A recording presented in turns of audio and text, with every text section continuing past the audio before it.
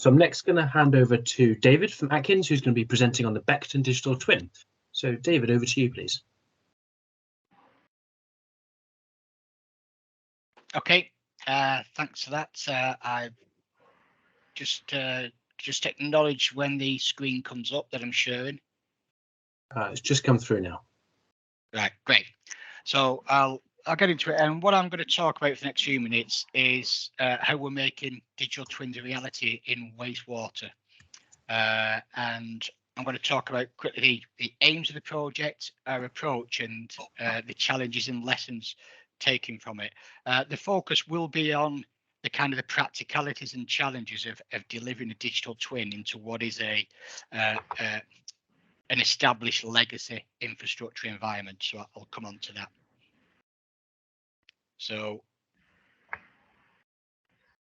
the objective of the actual project was to turn this, as you can see it there, which is Thames Water's Beckton sewage treatment works.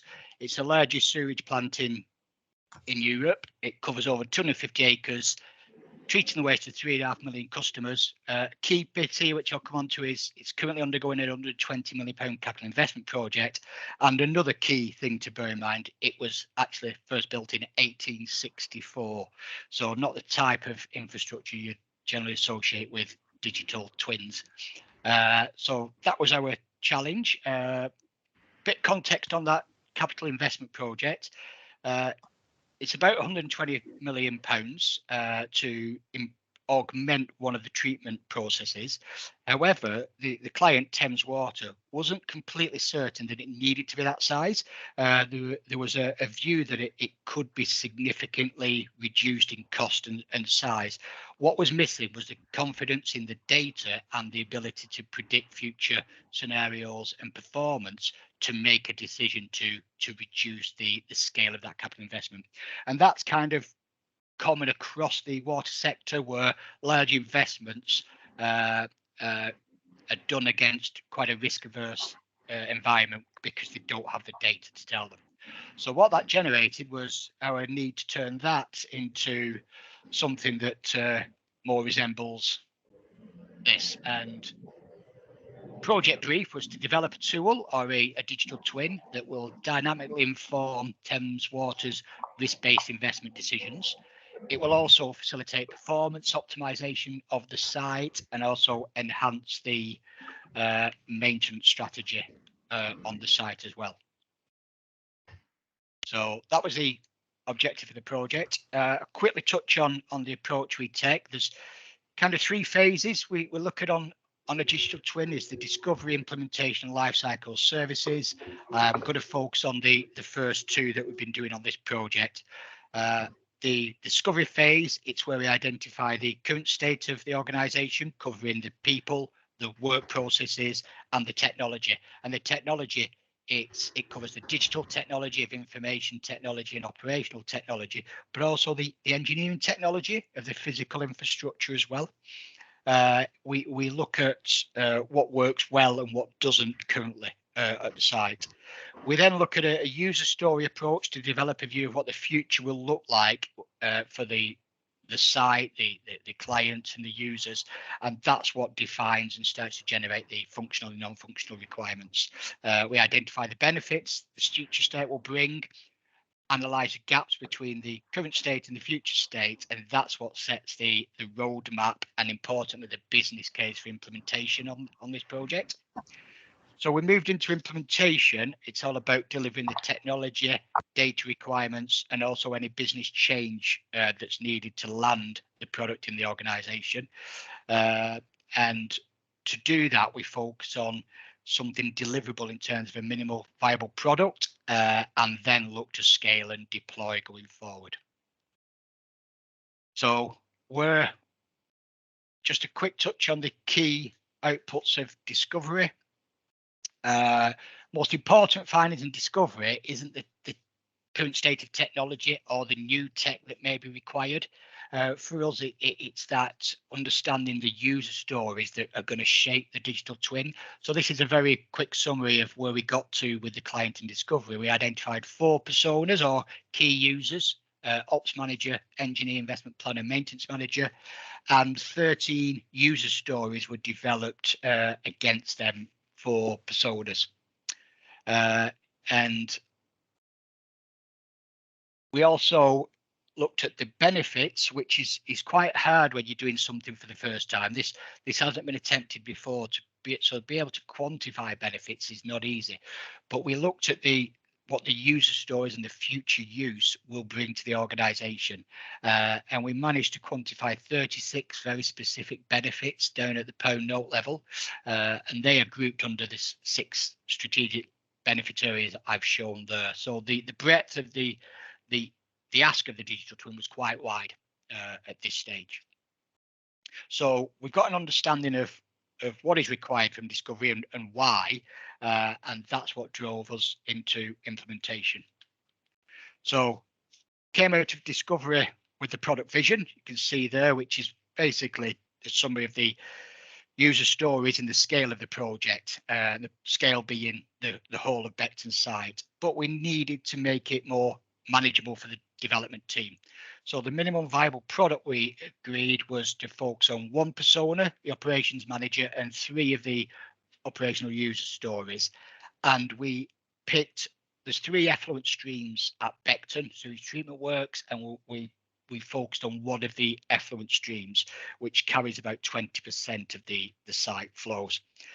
Okay, it's worth noting that effluent stream we picked on was actually built in the 1950s, so we are talking about quite a significant sort of legacy. The 3 key capabilities needed for this minimum viable product were a 3D model, performance dashboard, and a simulation model, all integrated into the overall twin.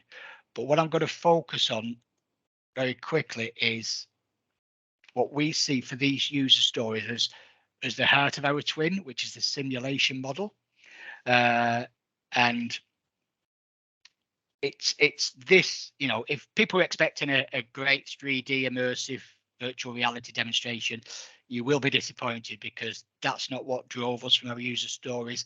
It was this ability to simulate the site was the key ask.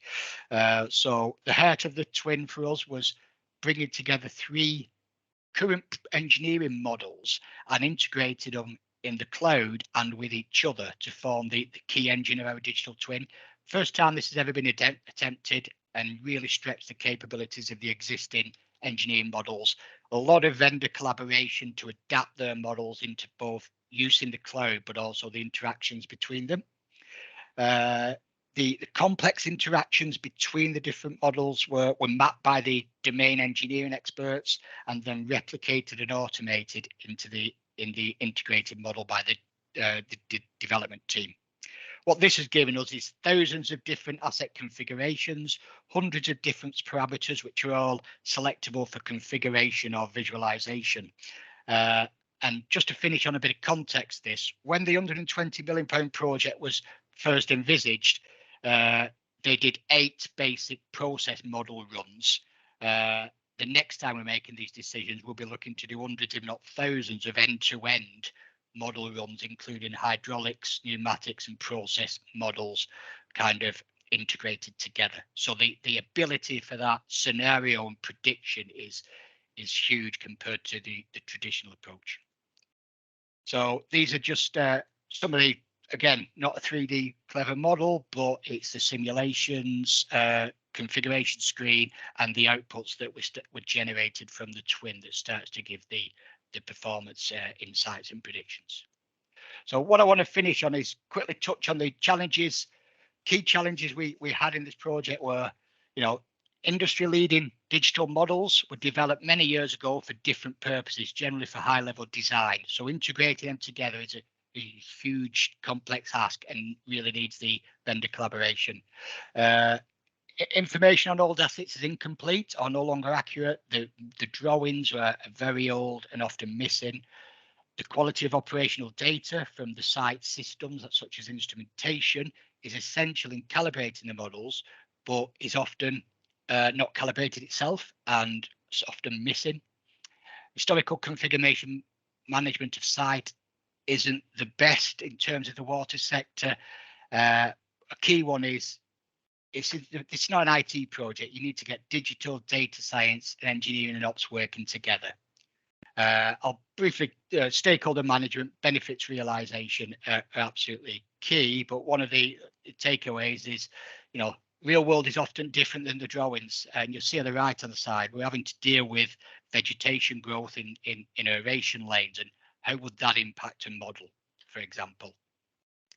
Finally, the lessons: understand the use before you implement, identify the key capabilities you need, define a minimum viable product, prove it, and then scale. Don't try to do everything.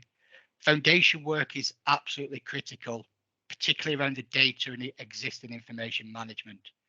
Focusing on value and benefits keeps the stakeholders engaged, so they don't just see it as a nice bit of new tech that we're playing with. I mentioned it's not an IT project or a 3D model. It's a connection of all the different domains.